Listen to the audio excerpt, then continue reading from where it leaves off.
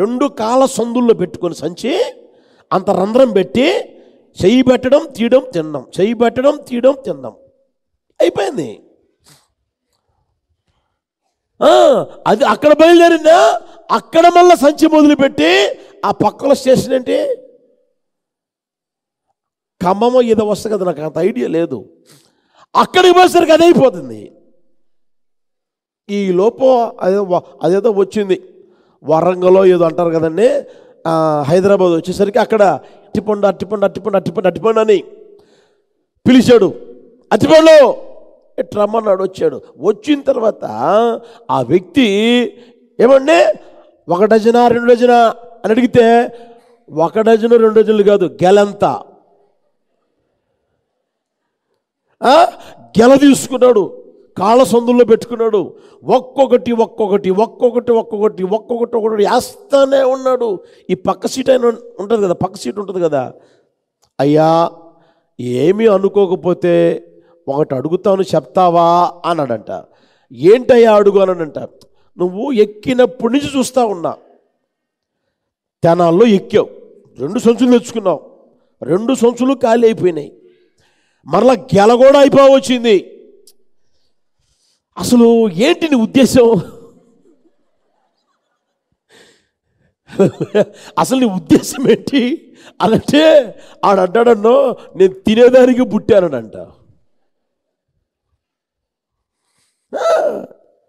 కొంతమంది ఉన్నారండి, ఎప్పుడు చూసినా తిండి తిండి తిండి తిండి తిండి.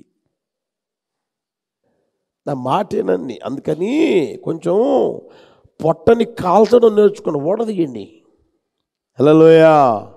అది కాస్త ఓడదీయండి. ఓడదీస్తే దేవునికి ఇంపైన సువాసనగా మారుదువుగాక, దేవుడు ఇష్టపడే దహన బలిగా మారుదువుగాక, దేవుని ఆశీర్వాదం నీ మీదికి కుటుంబం మీదికి వచ్చి ప్రాప్తించునుగాక. హల్లెలూయా హల్లెలూయా.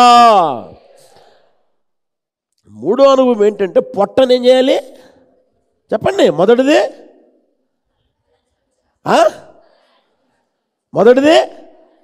గట్టిగా చెప్పండి. తల తుంచాలా. నీ ఆలోచనలు పనిచేయకూడదు, నీ తలంపులు ఉండకూడదు, ఇక నీ ఉద్దేశాలు ఉండకూడదు, నీకు నచ్చినట్లుగా బ్రతకడం ఉండకూడదు. యేసయ్య నీకు శిరస్సుగా ఉండును గాక. హల్లెలూయా. రెండవది దాని రక్తం బలిపీఠం ప్రక్కలో పిండబడాలి. మూడవది దాని పొట్ట, ప్రభు చూడండి ఎంత స్పష్టంగా చెప్పాడు చూడండి, దాని పొట్టను ఓడదీసి పక్కలోనే పెట్టు అన్నాడా. అది దరిద్రం రా, తీసి పడేయరా పారవేయరా. బూడిద పోసే చోట ఎక్కడ ఆ మాట చూడండి ఎంత స్పష్టంగా చెప్పాడు. బూడిదను వేయు చోట దానినే జాగ్రత్తగా పెట్టు అన్నాడా. జాగ్రత్తగా పెట్టండి, జాగ్రత్తగా చూసుకోవచ్చు కాదనట్లే, జాగ్రత్తగా పెట్టాలి. పారవేయవలను, అది పారవేయండి. తినేదానికి బతకమాకండి దేవుని బిడ్డలారా. మీరు బతకమాకండి, మీ పిల్లలు అట్లా చేయమాకండి. తినేదానికి బతకమాకండి, బతికేదానికి అంత తినండి. హల్లెలూయా. బతికేదానికి బతకాలి కాబట్టి దేవుని కోసం బ్రతకాలి కాబట్టి, దేవుని కొరకు బ్రతకాలి కాబట్టి అంత తినండి. నేను పుట్టిందే తినేదానికి, నేను బతికేదే తినేదానికంటే నీకు జీవితం యొక్క పరమార్థం తెలియడంలే, నీకు అర్థం కావట్లే. నువ్వు ఎందుకు బతకాలో ఎందుకు తినాలో నీకు అర్థం కావడంలే. ఆలోచన చేయుదువుగాక. ఇంకొక మాట చెప్పి ముగిస్తాను చూడండి. 17 చూడండి. దాని రెక్కల సందున దాని చేల్చవలను గాని, చూడండి దేవుడు ఎంత స్పష్టంగా చెప్పాడు అక్కడ. దాని రెక్కలను చేల్చవలను గాని అవయవ విభాగములను విడదీయకూడదు. రెక్కలు తీసి పడేయకూడదు. రెక్కలు నరికి, తల నరికి, రెక్కలు నరికి, కాళ్ళు నరికి పడేయకూడదు. చీల్చు, రెక్కల సందుల్లో చీల్చు, రెక్కల సందున దాని చీల్చు. హల్లెలూయా. రెక్కలు దేనికి ఉపయోగపడతాయి చెప్పండి? ఎగిరేదానికి. రెక్కలు దేనికి ఉపయోగపడుతుంది? ఎగిరేదానికి. తల త్రొంచబడిన తర్వాత, పొట్ట తీయబడిన తర్వాత, రక్తం పెండబడిన తర్వాత కూడా ప్రభు చెప్తున్నారు, రే జాగ్రత్త, దాని రెక్కలో చీల్చేయి. మన జీవితంలో ఎగిరే స్వభావం ఉండకూడదు ఎప్పుడు. అంటే అతిశయించే స్వభావం, అతిశయపడే స్వభావం. నెలకు 70,000 సంపాదిస్తున్నా ఏమనుకున్నావు? నెలకు 1,00,000 సంపాదిస్తున్నా ఏమనుకున్నావు? నేనా ఇశ్రాయేలీలందరికంటే అందగాడిని, 101 జిల్లాకు అందగాడిని, 101 రాష్ట్రానికి, లేకపోతే ఏమది మిస్ ఇండియా నేను, మిస్ వరల్డ్ నేను ఏమనుకున్నావు? అర్థమైందా? అర్థమవుతుందా? కొంచెం గుర్తెరగండి. ఏమనుకున్నావు? నా కాళ్ళ మీద నేను నిలబడి బతుకుతున్నా ఏమనుకున్నావు? ఎప్పుడైనా చెయ్యి చాశానంట్రా? అలా చేసింది ఎవరు చెప్పండి? ఆ కృతజ్ఞత దేవుని దగ్గర నీకు ఉండాలి. అలాంటి మాటలు ఎప్పుడు మాట్లాడకూడదు. అతిశయం మనకు మంచిది కాదు అది. నీకున్న అందాన్ని బట్టి, నీకున్న ఏమండి చదువును బట్టి, జ్ఞానాన్ని బట్టి, బలాన్ని బట్టి, ఐశ్వర్యాన్ని బట్టి, నీకున్న గుర్రాలు బట్టి, రథాలను బట్టి ఏ రోజు నీవు అతిశయించకూడదండి. ఎప్పుడు అతిశయించకూడదు. నీకు దేవుడు సంతానం ఇచ్చాడా? స్తోత్రం స్తోత్రం స్తోత్రం చెప్పు. సంతానం లేని వాళ్ళని చూసి నాకిచ్చాడు దేవుడు, నాకిచ్చాడు దేవుడు అని ఎప్పుడు అతిశయించమాక. నన్ను ఆశీర్వదించాడు దేవుడు అని అతిశయించమాక. నన్ను దీవించాడు దేవుడు అని అతిశయించమాక. ఏ విషయంలో అతిశయించడానికి ఏముంది మనలో చెప్పండి? కష్టపడేదానికి శక్తినిచ్చింది ఎవరు చెప్పండి? ఆ శక్తి బలం లేకుండా ఇంట్లో కూర్చోబెట్టనుకో, ఎందుకు 4 విరోచనాలు చాలు కదా. 4 విరోచనాలు అయితే నీ శక్తి ఏమవుతుందో, నీ బలం ఏమవుతుందో నీకు తెలుసు. అవునా కదా? మరి దానికి ఎందుకు అతిశయం? నేను కష్టపడుతున్నా, కష్టపడేదాన్ని కృప ఇచ్చింది ఎవరు? శక్తినిచ్చింది ఎవరు? ఆరోగ్యం ఇచ్చింది ఎవరు? బలం ఇచ్చింది ఎవరు? అసలు ఈ రోజు నువ్వు బతికున్నామంటే దానికి కారణం ఎవరు? ఆలోచన. అతిశయించడం దేనికి? కొంతమందికి ఎంత రెండో పదం ఏంటంటే గర్వమో, ఎంత అతిశయిస్తూ ఉంటారో. ఎప్పుడు అతిశయించకూడదు. దేనిని బట్టి అతిశయించకూడదు. మనం అతిశయించవలసి వస్తే చదువుతారన్నమాట. ఇర్మియా పుస్తకం 9:24 చూడండి. 9:24 అతిశయించువాడు దేనిని బట్టి అతిశయించవలనగా, భూమి మీద కృప చూపుచు నీతి న్యాయములు జరిగించుచున్న యెహోవాను నేనే అని గ్రహించి నన్ను పరిశీలనగా తెలుసుకొనుటను బట్టియే అట్టి వాటిలో నేను ఆనందిస్తా. దేవుడు ఆనందిస్తాడు, దేవుడు సంతోషిస్తాడు. ఎవరిని బట్టి, దేన్ని బట్టి అంటే ఆయన ద్వారా పొందిన కృపను బట్టి. అయ్యా నీ కృప, నీ కృప, నీ దయ, నీ కనికరం అని ప్రభువును బట్టి. నువ్వు చేస్తేనే కదయ్యా ఇదంతా జరిగింది, నువ్వు ఇస్తేనే కదయ్యా నేను తిన్నాను, నువ్వు ఇస్తేనే కదయ్యా చేయగలిగాను, నువ్వు ఇస్తే కదయ్యా ఇది ఉంది అని నువ్వేం చేయాలి అంటే ఆయన కృతజ్ఞతాస్తుతులు చెల్లించి ఆయన యందు నువ్వు అతిశయించాలి. ఆయన యందు నువ్వు అతిశయించాలి. నీకు సౌందర్యం ఇచ్చింది ఎవరు చెప్పమండి? నీకు బలం ఇచ్చింది ఎవరు?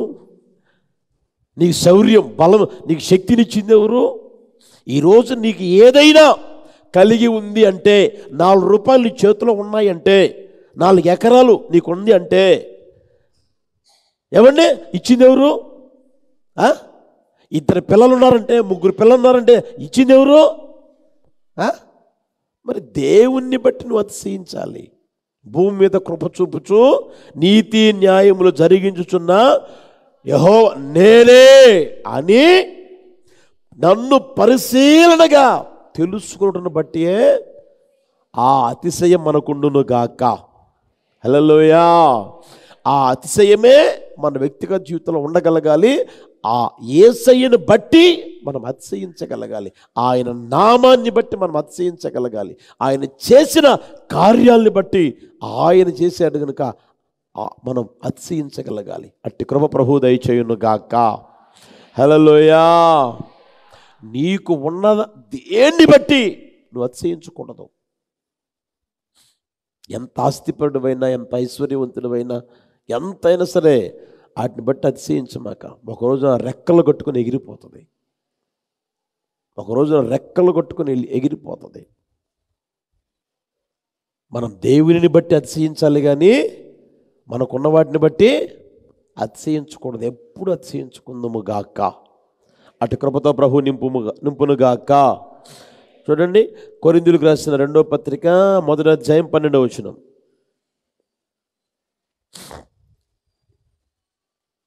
కొరింథీయులకు 2వ పత్రిక 1వ అధ్యాయం 12వ వచనం. మా అతిశయం ఏదనగా లౌకిక జ్ఞానమును అనుసరింపక దేవుడు అనుగ్రహించు పరిశుద్ధతతోనూ నిష్కాపట్యముతోనూ దేవుని కృపనే అనుసరించి లోకములో నడుచుకుంటమనియు, విశేషముగా మీడలను నడుచుకుంటమనియు మా మనస్సాక్షి సాక్ష్యం ఇస్తూ ఉంది.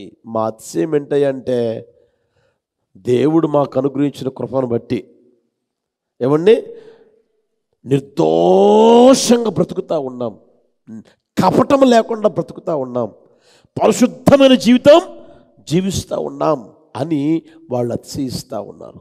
దేవుని కృప, దేవుడు కృప చూపాడండి అంతేను అని అతిశయిస్తూ ఉన్నారు. హల్లెలూయా. అంత తప్పితే మన జీవితంలో దేన్ని బట్టి అతిశయించుకుందాము గాక. హల్లెలూయా. నాకు 4 ఇంటర్వ్యూలు వచ్చాయండి, నాకు 4 ఉద్యోగం వచ్చాయండి. నువ్వేదో పెద్ద తెలివివంతుడు అనే, దేవుడేదో జ్ఞాపకం చేసుకున్నావు, నీ చేతికి ఇచ్చాడు. హల్లెలూయా. అర్థమవుతుందా? ఒకసారి గుర్తెరగండి, అతిశయించటం మంచిది కాదు. బైబిల్లో ఉంది ఆ మాట. చూస్తారా? 5వ అధ్యాయం 6వ వచనం. కొరింథీయులకు రాసిన 1వ పత్రిక 5వ అధ్యాయం 6వ వచనం.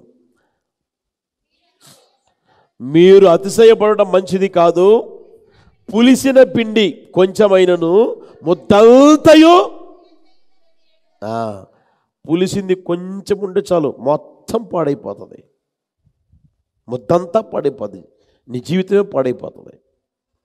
పులిసిన పిండి కొంచెమే, అతిశయం కొంచెం ఉంటే చాలు జీవితం అంతా పాడైపోతుంది, జీవితమే నాశనం అయిపోతుంది. బైబిల్లో ఉంది కదా, నాశనానికి ముందు, చెప్పండి, నాశనానికి ముందు గర్వం నడుస్తుంది. గర్వం నడుస్తుందంటే నాశనం దగ్గర పడిందని. దాన్ని మన జీవితంలో గుర్తుపెట్టుకోగలగాలి. ఏ రోజైనా సరే, ఏ విషయంలో సరే గర్వించేదానికి, అతిశయించేదానికి ఏమీ లేదండి మనలో.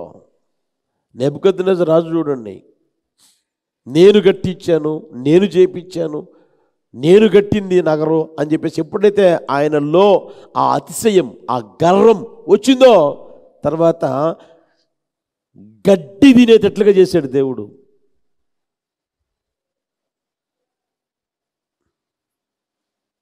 ఒకసారి గుర్తెరగండి, గడ్డి తినేటట్టుగా చేశాడు. ఆ స్థితి ఆయనకి ఎందుకు కలిగింది? అతిశయం, గర్వం, అతిశయం. మనం యేసయ్య యందే అతిశయించుదుము గాక. హల్లెలూయా. ఆయన ఎవరయ్య అంటే భూమి మీద కృప చూపుతూ ఉన్న దేవుడు, నీతి న్యాయములు జరిగించుచున్న దేవుడు. ఆయన్నే మనకు దిక్కయుండి సమస్తములో సమస్తమయుండి నడిపించుచూ ఉన్న దేవుడు. ఆయన యందే మనం అతిశయించుదుము గాక. ఒకవేళ నువ్వు జ్ఞానివే, జ్ఞానాన్ని బట్టి అతిశయించు మాకు. ఎప్పుడు ఏ విషయంలో నువ్వు అతిశయించు మాక, దేవుని యందు అతిశయించు. అందుకనే ప్రభు అంటాడు, దాని రెక్కలో ఏం చేయాలి? రెక్కల సందున చీల్చు. ఆ పక్షి ఉందే, రెక్కల సందును చీల్చు. అది ఎగరకూడదు, అది ఎగరకూడదు. నాకు ఇంపైన హోమంగా మారాలనుకుంటే, నాకు ఇష్టమైన దహన బలిగా మారాలనుకుంటే అది రెక్కల సందున చీల్చబడాలి. హల్లెలూయా. ఈ 4 అనుభవాలని మనం గమనిస్తే దహన బలి చెల్లించడము అంటారు. దహన బలి చెల్లించడం ఆ రోజున మొదలుపెట్టారు. ఈ రోజున ఈ సంవత్సరం ప్రారంభంలో మనం దహన బలి చెల్లించడం మొదలు పెట్టుదుము గాక. అట్టి కృపతో నింపును గాక. మన తల త్రుంచబడాలి, మన రక్తం బలిపీఠం ప్రక్కలో పిండబడాలి, మన పొట్ట ఓడదీయబడాలి. అంత మాత్రమే కాకుండా మన రెక్కల సందున చీల్చబడాలి. హల్లెలూయా.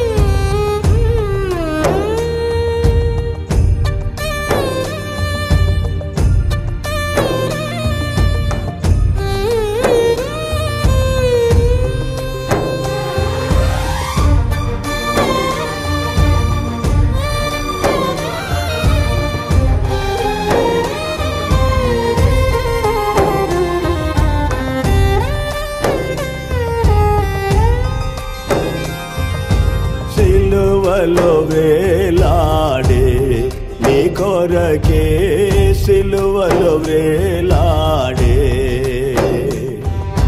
యేసు నిన్ను పిలచుచుండే. ఆలస్యము నీవు చేయకుము, యేసు నిన్ను పిలచుచుండే.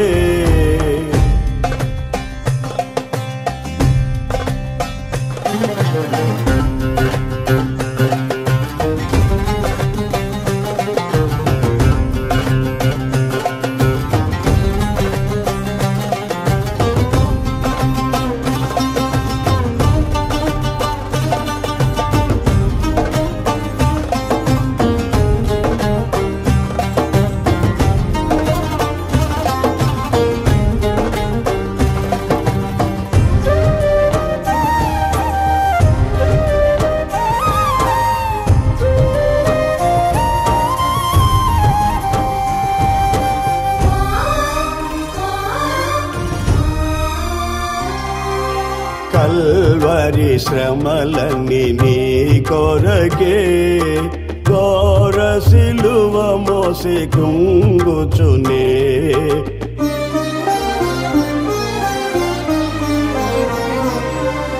కల్వరి శ్రమలన్నీ నీ కొరకే, ఘోర సిలువ మోసి కుంగుచునే. గాయములాచే బాధనుంది, రక్తము కార్చి హింసనుంది, గాయములాచే బాధనుంది. రక్తము కార్చి హింసనుంది, సిలువలో వేలాడే నీ కొరకే, సిలువలో వేలాడే యేసు నిన్ను పిలచుచుండే.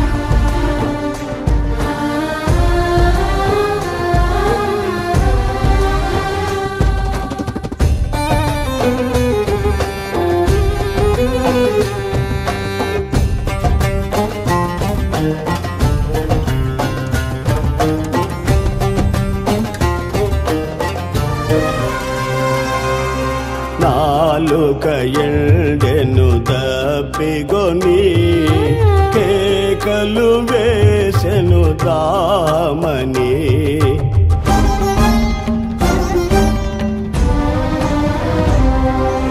నాలుక ఎండెను దప్పిగొని, కేకలు వేసెను దామని.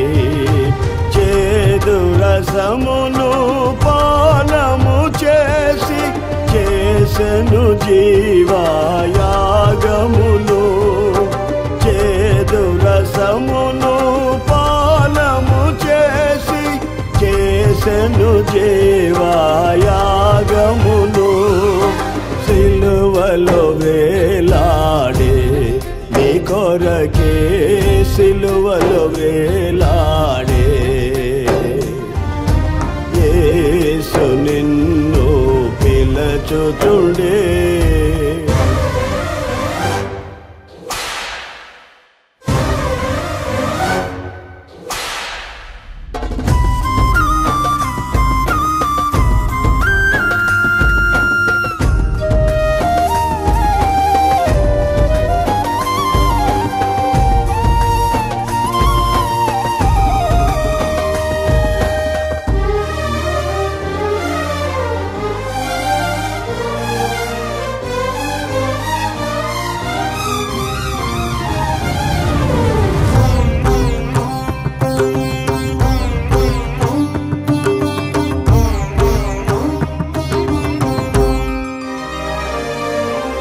అగాధ సముద్ర జలములైనా ఈ ప్రేమను ఆర్పజాలవుగా.